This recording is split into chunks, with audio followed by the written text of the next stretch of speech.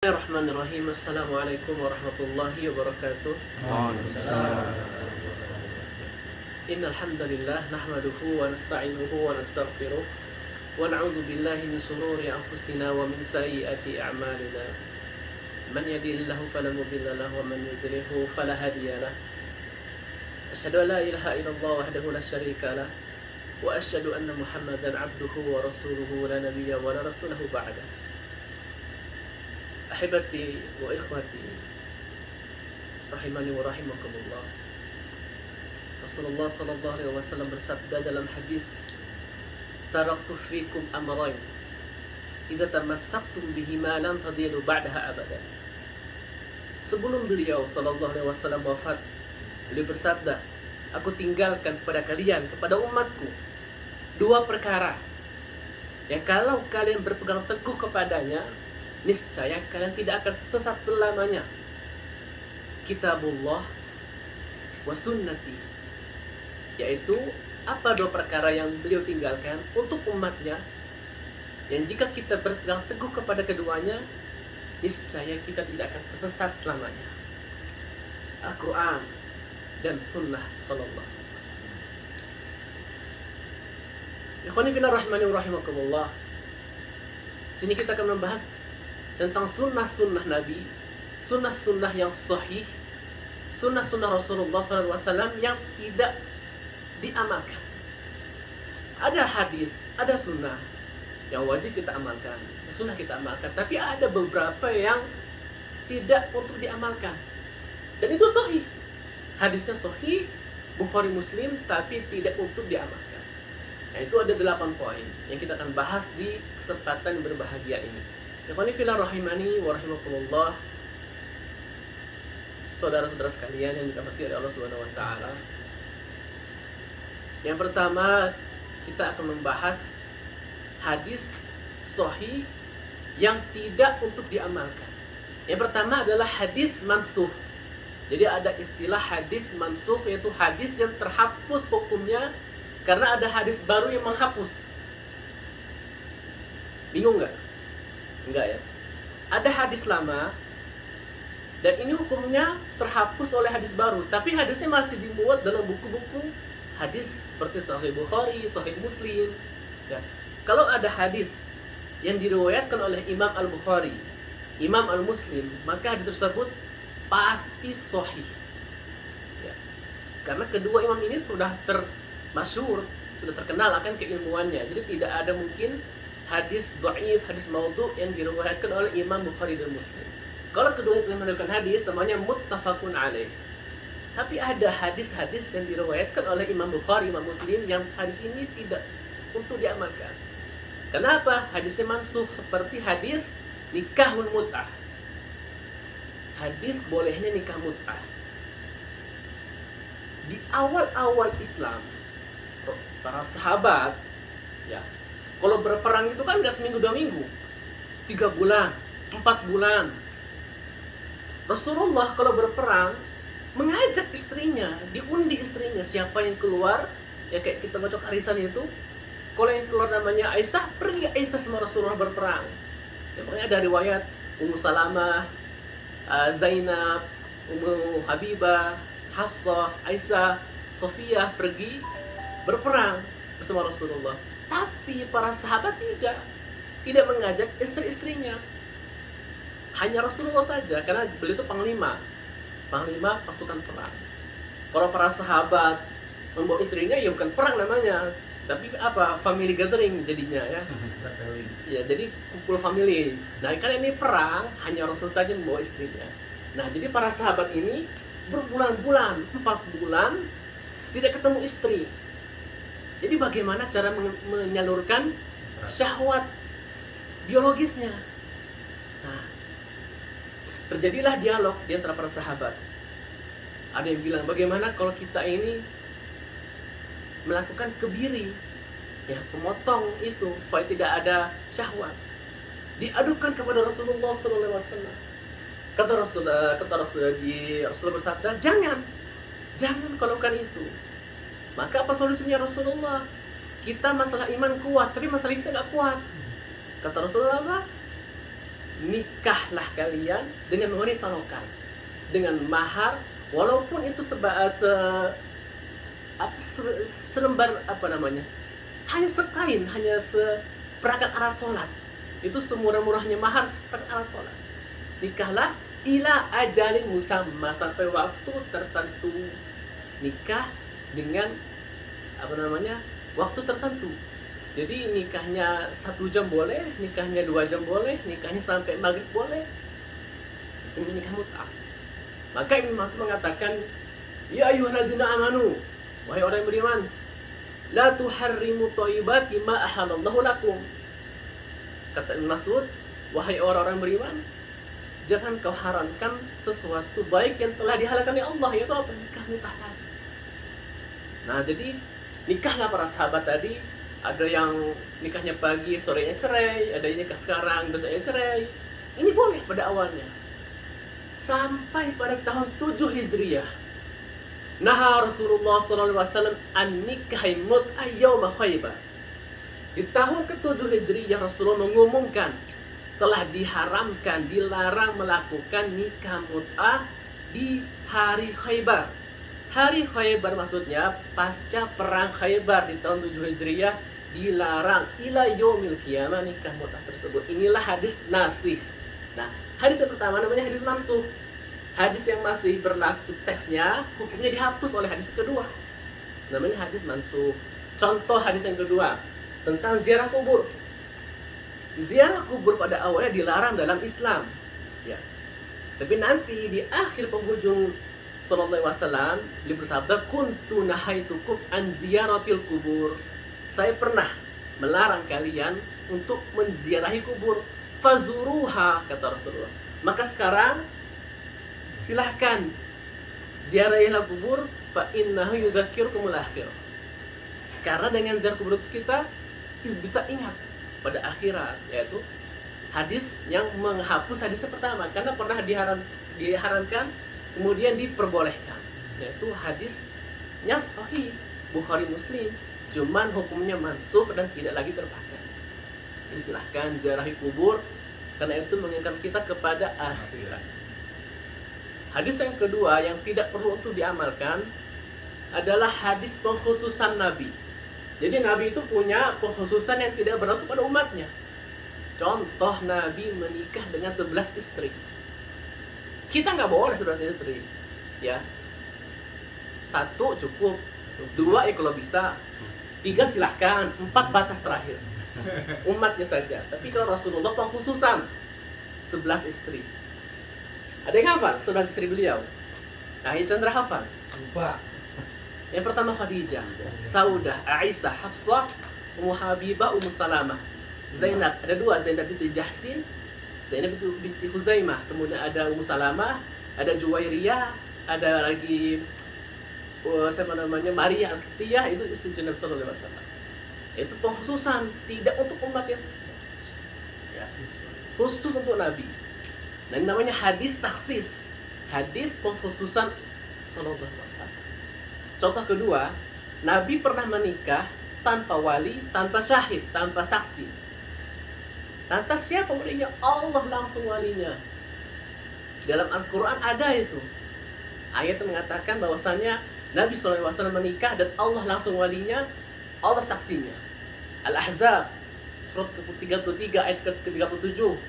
Falamma qada Zaidun minha qataran zawajnakaha, kata Allah dalam Al-Quran.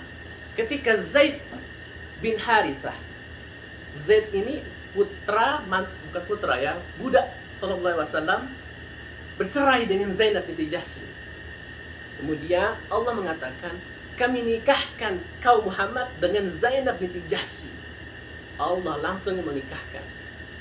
Tidak ada saksi, tidak ada wali.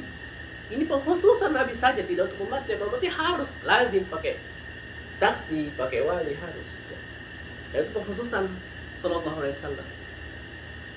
Nah, itu hadis tidak untuk kita amalkan. Hadisnya sahih semua, ya. Kemudian hadis yang ketiga yang tidak perlu kita amalkan adalah hadis gaya bahasa. Jadi dalam bahasa Arab itu ada istilah al-adab al-arabi. Ada sastra Arab. Jadi kalau kita misalnya mempelajari bahasa Arab itu ya, ada istilah sastra Arab. Nah, itu yang perlu dipelajari. Kalau kita hanya belajar man ana tilmidun, man anta mudarrisun, itu belum bahasa Arab. Itu hanya kulit bagian luar. Ibarat jeruk, itu kulit bagian luarnya, belum masuk ke lub. Kalau cuma belajar man anta ana mudarrisun, man huwa tilmidun, itu belum belajar bahasa Arab. Bahkan dalam dunia perkuliahan, yang tadi itu bukan studinya, itu bukan nggak dipelajari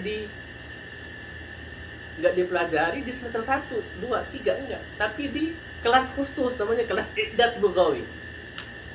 Ya, kalau sudah selesai 2 tahun I'dad Lughawi, baru bisa masuk ke kism syariahnya, kism dirasat al-islamiyah. Jadi kalau sudah mempelajari itu, baru bisa masuk ke kuliah lughah Arabiyah. Karena inti belajar dari bahasa Arab adalah sastranya. Kuliatul Adab Al-Arabi, sastra bahasa Arab. Nah, Rasulullah bersabda itu menggunakan sastra Arab, menggunakan gaya bahasa Arab yang dipahami oleh orang-orang yang memang paham sastra Arab dengan baik. Kalau kita ini cuma belajar mutadi, belajar tentang itu tadi, ila aina anta dhahibun ila suq, itu belum sastra Arab. Dalam hadis Rasulullah SAW bersabda, ini hadisnya sahih, Bukhari Muslim lagi. Jika salah seorang dari kalian sholat, kemudian ada yang lewat depan kalian, maka bunuhlah. Ya kan, falyuqatilhu. Ini gaya bahasa. Bukan kalau kita terjemahkan secara tekstual, terjemahkan secara harfiah. Jikalau ada yang lewat depan sholat kita, bunuhlah. Salah, Pak. Jangan seperti terjemahannya, salah. Kita sholat nih, ada yang lewat, kita bunuh gitu. Ya enggak, itu gaya bahasanya beliau. Ya, jangan terjemahkan dengan terjemahan tekstual. Karena orang Arab itu menggunakan kata-kata qatl, qital, itu mereka punya arti tersendiri. Ya, misalnya gini, ini tradisi orang-orang Arab dulu, kalau mereka kesel dengan seseorang, itu biasanya, misalnya gini, saya kesel sama Akhi Chandra. Saya bilang kepada si ini, Masudi, Masudi, Chandra itu qatalahullah. Qatalahullah. Itu bukan berarti membunuh, artinya enggak. Itu ibarat gaya bahasanya orang terdahulu. Ya, qatala yuqatil, membunuh, tapi karena ini menggunakan sastra, jadi ya orang yang memang paham bahasa Arab itu bukan terjemah membunuh, tidak. Seperti hadis lain, idza buyi'atil khalifain, ya jika ada 2 khalifah dalam satu waktu dibaiat, maka bunuhlah satu khalifah tersebut, karena nggak sah ada 2 khalifah di satu waktu. Maksudnya bukan dibunuh pakai pisau, itu enggak. Ya, makanya kalau guru-guru bahasa Arab, dulu saya punya guru, kalau sebel sama muridnya, itu bisa menggunakan ungkapan qatalakumullah. Ya, itu bukan berarti membunuh, itu tidak. Ini gaya bahasa Arab. Karena bahasa Arab punya sastra yang luar biasa. Seperti hadis sahih. Hadis tentang membakar rumah orang yang enggak sholat berjamaah. Tahu kan hadisnya kan? Rasulullah bersabda, saya berniat akan keliling kota Madinah, ya, dan saya mengutus orang menjadi imam.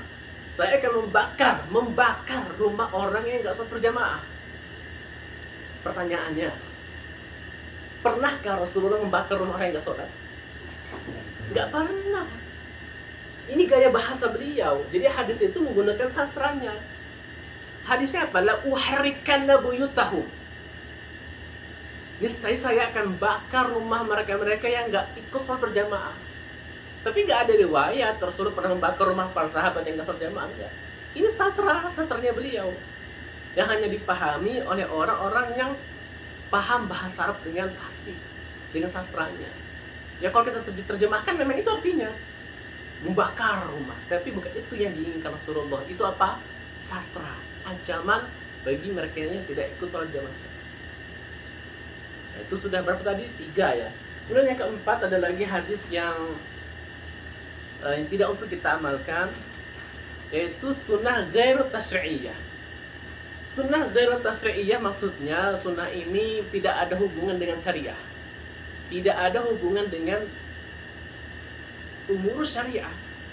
Seperti hadis laula ana syaqqa ala ummati la amartum bisiwak inda kulli shalah. Kalau tidak membebani umatku, niscaya sudah kewajibkan siwak ya setiap kali melakukan sholat. Di sini ada dualisme ya, ada yang hubungannya dengan syariah, ada yang bukan. Siwak itu syariah. Siwak itu syariah, sunnah, membersihkan gigi, membersihkan mulut ya sebelum sholat itu sunnah. Nah alatnya apa ya? Siwak. Nah iya. ini apa? Ya, siwak. Apa namanya? Siwak. Apa namanya? Siwak. Apa namanya Kang Tafsir? Siwak. Apa namanya Sandra? Iya, siwak. Apa namanya? Siwak. Kang Anton apa namanya? Ya, siwak juga. Cak Ali, ini apa namanya? Siwak. Mang Isa? Kayu. Kayu. Salah semua. Ini dia salah karena kita nggak paham bahasa ini lah. Pas payahnya kita. Taunya siwak. Siwak itu apa namanya kegiatannya ini loh. Namanya siwak. Bergosok gigi. Menggosok gigi tanya siwak. Laula ana syaqqa laula amartum bisiwak inda kulli shalah. Kalau saya nggak memberatkan umatku, niscaya ini menjadi wajib. Niscaya menjadi wajib ketika hendak sholat. Ini bukan siwak namanya. Kalian tahu? Dalam bahasa Arabnya. Ayo, ini tuh ada hadiahnya. Ini bukan siwak. Siwak itu kegiatan kita gini-gini itu siwak. Enggak tahu juga. Ya. Tahu. Nah, gini. Taunya siwak. Alatnya ini di zaman Rasulullah itu kan beliau pakai kayu arok namanya. Kayu arok. Dalam bahasa Arab, alat ini dinamakan miswak. Miswak. Nah, tadi bilang miswak dari awal tadi. Hah? Dari awal tadi anak bilang miswak. Iya dah. Lam asma' bih. Miswak. Ya. Jadi siwak itu Alat. siwak itu sunnah. Siwak itu artinya membersihkan gigi, membersihkan mulut saat hendak sholat. Itu sunnah syariah.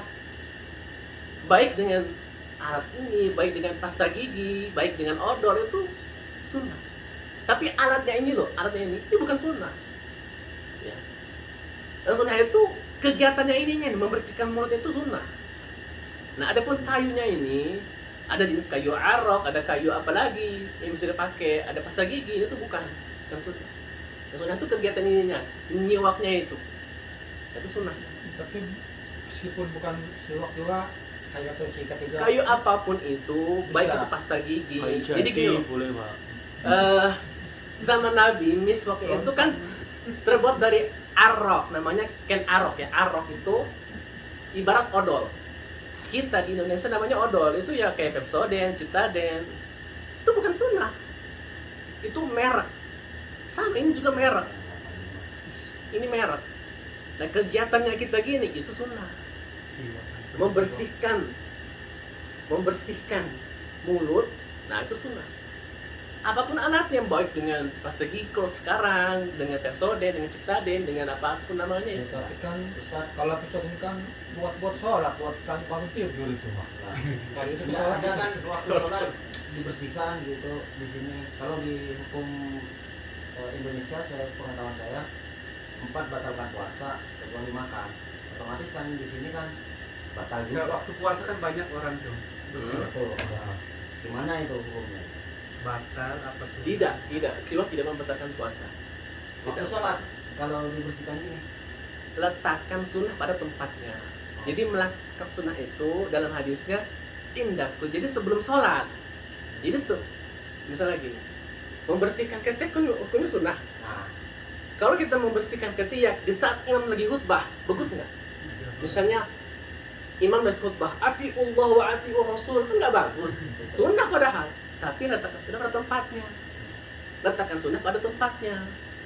Jangan kita amalkan sunnah di waktu yang salah, di tempat yang salah. Sambil jualan. oh iya. Ya, gitu. Pas lagi sholat, benar tapi nggak ada tempatnya. Kadang ada kok saya melihat. Iya. Jangan dicontoh. Bulan puasa sambil jalan-jalan. Tidak, apa namanya, sunnah bukan pada tempatnya. Berarti batal itu. Batal. Kalau sepengetahuan saya Sebelum sholat, bukan waktu sholat kan kadang Tidak ada boleh inisiatif. itu, tidak boleh. Gitu. Sudah keluar Kalau dari sebelum sholat kan bisa. Iya, Kan sebelum sholat. bisa. Oke. Pergi santai. Heeh. Itu nggak ada tumbang indahnya itu.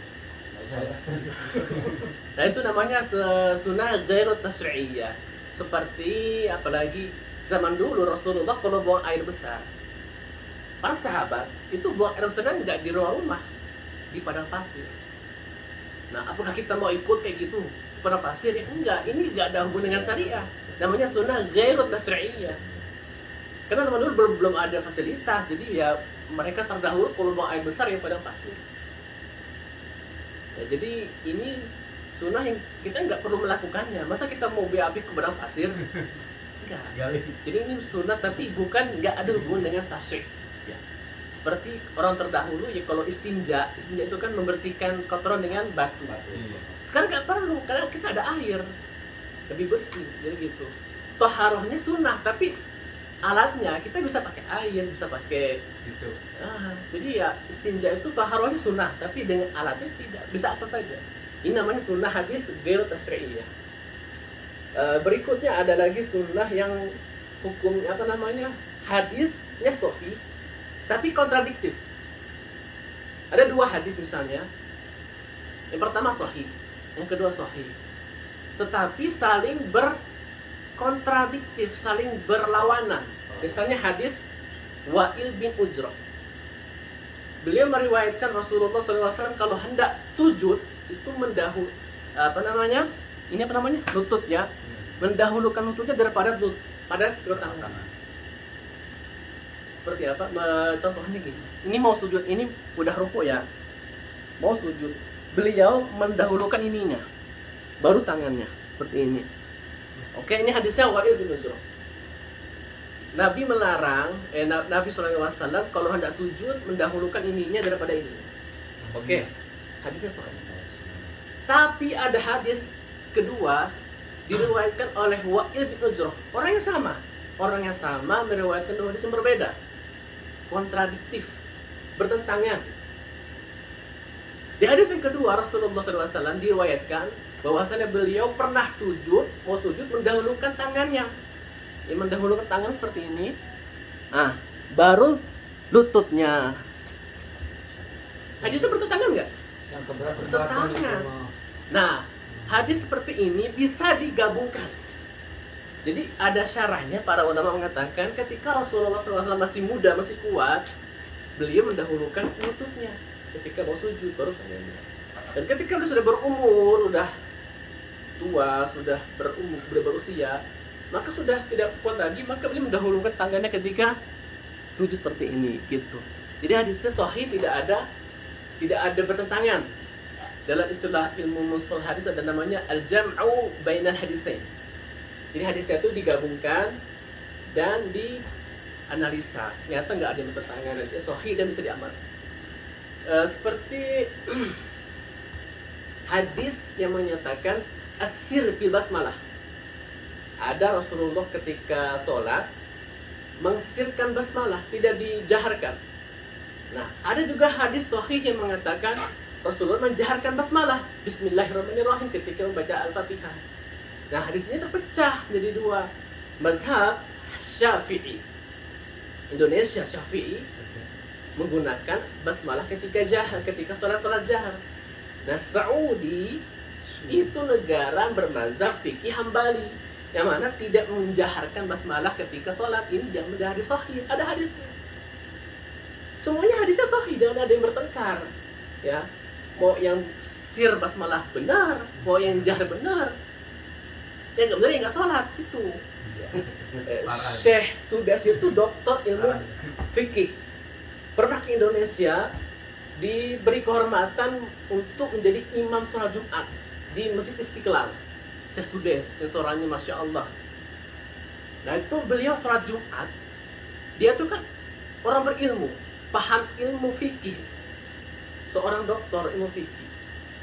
Dia tahu Indonesia ini masyarakatnya bermazhab Syafi'i, sedangkan dia tuh mazhab Hambali. Imam Sudesnya kalau di Mekah, di Haram tuh kan nggak pakai bismillah kalau sholat itu kan, langsung Alhamdulillahirrahmanirrahim. Nah di Indonesia, di Istiqlal sholat Jumat, Di rakaat pertama beliau menggunakan Bismillahirrahmanirrahim. Luar biasa. Syekh Sudes menghormati mazhab setempat. Ya itu karena dia juga manusia. Di rakaat kedua dia lupa. Jadi kalau udah terbiasa dengan mazhab Hambali, di rakaat kedua bangun dari sujud, beliau langsung alhamdulillahirabbil alamin tanpa basmalah, lupa. Ya itu udah kita wajari ya, karena memang dari kecil dia udah bermazhab Hambali. Beliau hanya menghormati mazhab setempat. Kita hormati juga beliau. Nah itu hadis yang dua bertentangan, tapi semuanya gak ada yang salah. Enggak salah. Ya yang salah yang nggak sholat Ya, itu ya. sholat ya, itu dosa banget. Parah.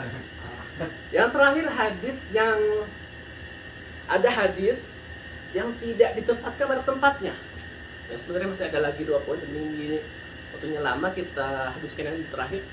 Yaitu hadisnya sahih tapi ditempatkan di tempat yang salah. Ya. Seperti contoh hadisnya ini adalah hadis tentang rakaat sholat tarawih. Siapa yang bilang sholat tarawih 11 rakaat? Siapa yang bilang? Nah, Kang Anton yang bilang. Sudi yang bilang. Siapa yang bilang kalau sholat tarawih 11 rakaat? Nah, hadisnya itu tidak ada loh. Tentang rakaat tarawih 11 rakaat tidak ada. Gimana kisahnya gini? Ada hadis, memang satu hadis yang menyatakan, ini sahih hadisnya ya, bahwasanya Rasulullah kalau sholat malam itu tidak lebih dari 11 rakaat, baik di Ramadan atau di luar Ramadan.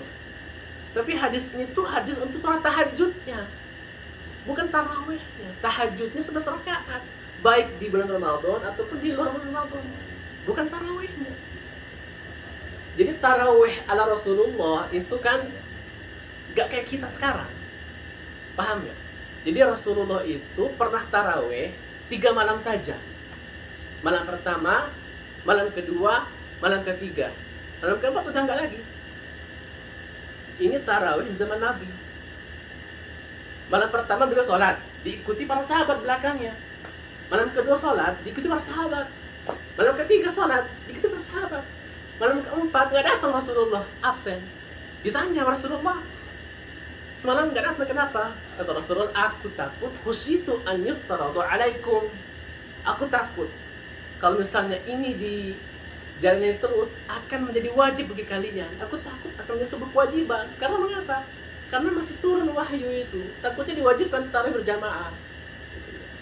Makanya Rasulullah hanya sholat 3 malam saja. Setelah itu Rasulullah nggak sholat ke masjid. Terus sampai beliau wafat tidak ada tarawih berjamaah, tidak ada. Sampai zaman Abu Bakar As-Siddiq tidak ada tarawih berjamaah. Kapan adanya? Di zaman Umar bin Khattab radhiyallahu anhu. Baru ketika Umar bin Khattab radhiyallahu anhu menjabat sebagai khalifah, sebagai presidennya, diadakanlah tarawih berjamaah ke masjid. Makanya Umar mengatakan nikmatul bid'ah hadhihi, kata Umar. Sebaik-baiknya bid'ah itu yang ini. Apa itu? Berjamaah melaksanakan sholat tarawih. Gak pernah di zaman Nabi kayak gitu. Wala Abu Bakar As-Siddiq. Umar yang mengadakan ini gitu loh. Nah, adapun rakaatnya ada yang 11 ya. Kita 11. Loh di haram itu 23. Berapa? 20 ya? 23. Sama witirnya. Sama witir. Bahkan Ibnu Taimiyah 40 rakaat. Karena tidak ada hadis yang menyatakan harus 11. Enggak. Yang 11 itu tahajudnya Rasulullah gitu loh. Nah, itu jadi bisa 11, bisa 23, bisa 40, terserah mau berapa saja. Nah, itu hadis yang orang-orang banyak mengatakan itu 11 itu hadisnya sahih. Semuanya sahih, hanya saja banyak khiyarnya, banyak pilihannya. Jadi jangan mengklaim ini paling sahih, itu salah, itu sesat, ini neraka. Enggak. Jadi pahami baik-baik. Semakin kita berilmu, maka semakin dikit perbedaan pendapat gitu. Semakin kita mempelajari ilmu, maka akan semakin dikit perbedaan antara umur khilafiyah. Dan semoga ini bermanfaat bagi antum semua. Wabillahi taufiq wal hidayah. Wassalamualaikum warahmatullahi wabarakatuh. Waalaikumsalam warahmatullahi wabarakatuh.